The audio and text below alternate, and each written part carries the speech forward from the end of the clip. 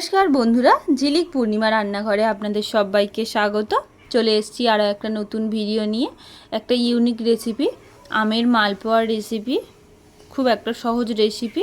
আমি আপনাদের খুব সহজ পদ্ধতিতে এই রেসিপিটা করে দেখাবো। ভিডিওটা দেখার জন্য অনুরোধ রইল। ফার্স্টে আমি এখানে 3টে আম ভালো করে খোসা ছাড়িয়ে নিয়েছি, দেখতে পাচ্ছেন। তারপরে আমি এখানে গ্রেটারের সাহায্যে ভালো করে আমগুলোকে এইভাবে গ্রেট করে নেব। দেখুন, এইভাবে ভালো করে আমগুলোকে গ্রেট করে নিচ্ছি। এখানে আমি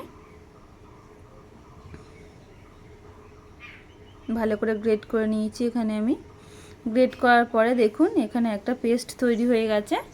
তার ভিতরে এখানে আমি 1 বাটি ময়দা দিয়ে দিচ্ছি, হাফ বাটি সুজি দিয়ে দেবো, আর হাফ বাটি চিনি। আপনারা মিষ্টিটা যে পরিমাণে পছন্দ করেন সেই পরিমাণ অনুযায়ী আপনারা চিনিটা দেবেন। এখানে লবণ দিয়ে দিচ্ছি স্বাদ মতো। লবণটা দিয়ে এখানে আমি দুধ দিয়ে দিয়েছি, গরুর দুধ 1 বাটি। এই পেস্টটাকে ভালো করে এইভাবে রেডি করে নেবো আমি। এখানে দেখুন হাত দিয়ে এইভাবে ভালো করে মিশিয়ে নিচ্ছে। দেখুন এখানে একটা খুব সুন্দর একটা পেস্ট রেডি হয়ে গেছে, আপনারা বুঝতে পারছেন। পেস্টটা রেডি করে নিচ্ছি এখানে আমি। এটাকে এবার ঢাকা দিয়ে আমি আধ ঘন্টা থেকে 45 মিনিট ঢাকা দিয়ে রেখে দেব। তারপরে ঢাকা খুলে নিয়েছি। নেওয়ার পরে এখানে উনানতে কড়া বসিয়ে দেবো। কড়া বসিয়ে দিয়ে চিনি দিয়ে দিচ্ছি 1 বাটি,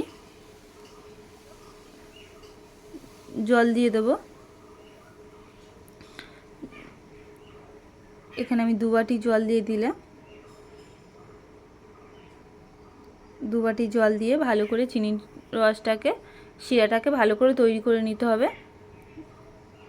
এখানে আমি ভালো করে চিনির রসটাকে তৈরি করে নেব।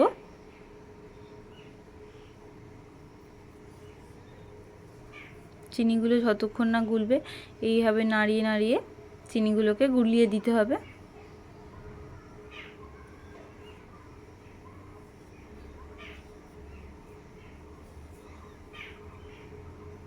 এখানে চিনির যে শিরাটা আমি তৈরি করেছি সেটা ফুটে গেছে। এবার এটাকে আমি লাভিয়ে নেব। দেখুন এবার আমি এটাকে লাভিয়ে নিচ্ছি। এই গরম গরমই ঢেলে নেওয়ার পরে ঢাকা দিয়ে রেখে দিয়েছি আমি। এখানে দেওয়ার পরে কড়াইটা ধুয়ে এনেছি। ধুয়ে এনে কড়াইতে তেল বসিয়ে দিয়েছি, সরষের তেল বসিয়ে দিয়েছি। এখানে আমার তেল হিট হয়ে গেছে। এবার যে ব্যাটারটা করেছিলাম, এবার সেই ব্যাটারটাকে দিয়ে মালপোয়াগুলো ভেজে রেডি করে নেব আমি। এখানে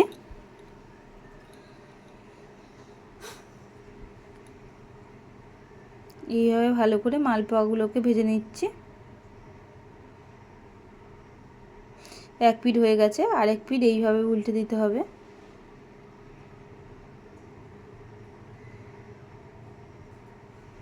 দিয়ে ভালো করে দুটো পিঠ ভালো করে একটু মুচমুচে করে ভেজে নিতে হবে, যাতে ভিতরে কাঁচা না থাকে সেই অনুযায়ী ভালো করে ভেজে নিচ্ছি এখানে আমি। এটা হতে হতে সাইডে আমি আর একটা এখানে আমি দিয়ে দিচ্ছি ব্যাটার, আর একটা মালপোয়া দিয়ে সেটাকেও ভালো করে ভেজে নিচ্ছি এখানে আমি। এটাও গাটা একটু হালকা হয়ে আসার পরে তারপরে দিয়ে উল্টে দেবো আমি এখানে।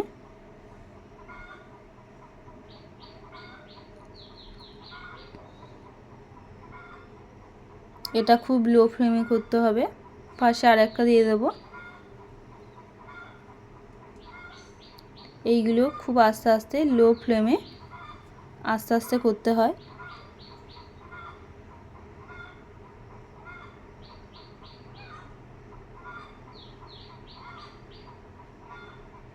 দেখুন এখানে আমি লো ফ্লেমে লাল হয়ে এসছে, তাই আমি এইগুলোকে তুলে নিচ্ছি একে একে।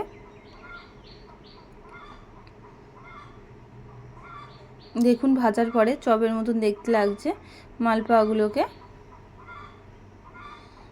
ভালো করে কড়া করে ভেজে এইভাবে উল্টে দিচ্ছি এখানে আমি,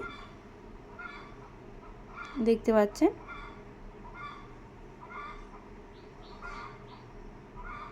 এইগুলোকে আস্তে আস্তে তুলে নেব।